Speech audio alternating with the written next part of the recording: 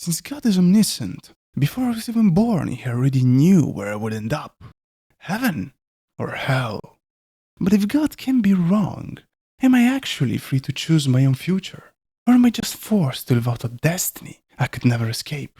Let's make the problem simple. Here are 3 envelopes: pink, green, and blue. Each one represents a possible choice I could make. And then there's this 4th envelope. This one's the problem. Inside this envelope is what God already knows I'll pick. We'll leave this one closed for the time being. First, I have to choose one of these 3. But before I do, which envelope do you think I'm going to choose? Lock it in. Okay. Unfortunately, I didn't have an envelope in my favorite color. So between these 3, I guess I'll go with the pink one. Pink. Remember that. Now here's where things get weird. If God already knew I was going to choose the pink envelope, could I have chosen the green one instead? Because if I could, that would make God wrong. And if I couldn't, then was I even really free to begin with? This is the dilemma. If God knows the future perfectly, then whatever He knows must happen. And if it must happen, then it starts to look like I really didn't have a choice. So what's the answer? I could just give it to you, but it's more fun if you see it for yourself. Don't worry, the video isn't broken. We just went back to the moment before I chose the envelope.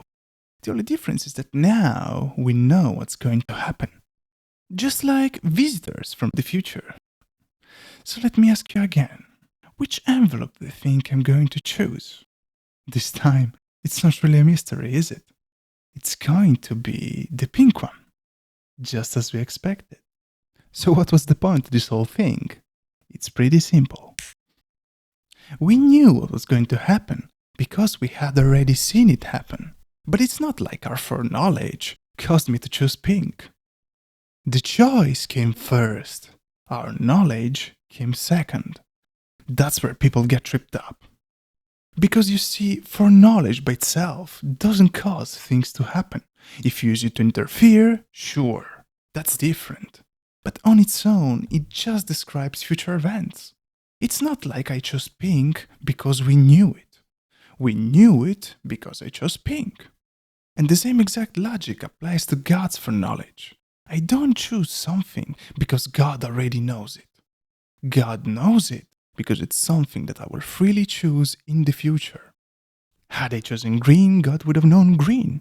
Had I chosen blue, God would have known blue. His knowledge just matches the choices that we'll make. It does not replace them.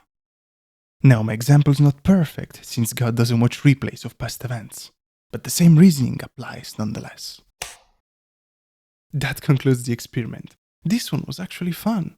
If you have any questions about how God fits into our reality, hard ones like, if God is just, why is there injustice in the world? Or simple ones like, if God is loving, why did a microwave fall on my head while I was baking cake?